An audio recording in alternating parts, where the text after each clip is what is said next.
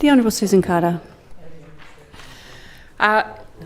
It's no secret that the Greens' view of the world and the coalitions are divergent, but we are happy to support this motion brought to this House by Ms Sue Higginson because it identifies precisely the twin problems that we have both seen with much of the legislation brought by this government, and they are overreach, which is often caused by lack of adequate consultation. As the motion notes at paragraph 1F with respect to the Surveillance Devices Bill, the government did not take up the opportunity to work with the Greens to limit the scope of the bill, nor did they attempt to work with the opposition or engage in discussions about the amendments we moved to improve the bill. And if you think about it, if you can't get either the support of the coalition or the Greens, then I think you're not really trying to workshop an issue for the best interests of the public of New South Wales. This government just always thinks they know best and they want to push through with their ideas. It is early in the life cycle of a government to be this arrogant. And this also, of course, is a very unusual posture for a minority government and denies the strength of a parliamentary system where all views should be heard.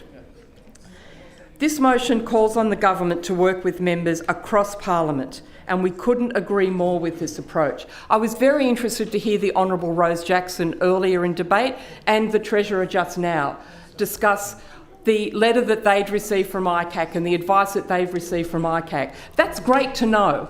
It would have been wonderful to share that with the opposition because they may have received a letter from the ICAC. We certainly did not, and we were certainly given no information about it. Contrast the discussion around the disallowance motion when we received a 6-page letter from the ICAC Commissioner.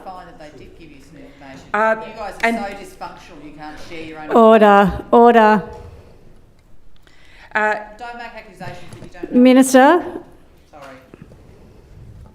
Clearly, I've hit a nerve by talking about what the government knows and what they share with the opposition and other parties in this place. This process may not end where the Greens have predicted. We both oppose the legislation in question for intersecting and different reasons. We certainly were unwilling to support a blanket power for all New South Wales investigative bodies to be able to receive, decide about and use illegally obtained material. We have always thought that the best balance point for the needs of investigators and the rights of individual citizens lies in a case-by-case consideration limited to what is necessary, and if public interest is to be the test, this should ideally be decided by a neutral third party and not by the decision maker themselves.